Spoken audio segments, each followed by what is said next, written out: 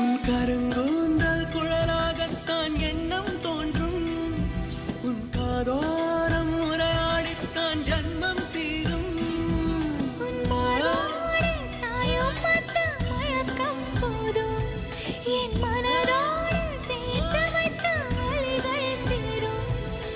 காதல் ஒன்றை தவிர என் கையில் ஒன்றும் இல்லை, அதை தாண்டி ஒன்றும் இல்லை. பெண்ணே பெண்ணே நீ இல்லை.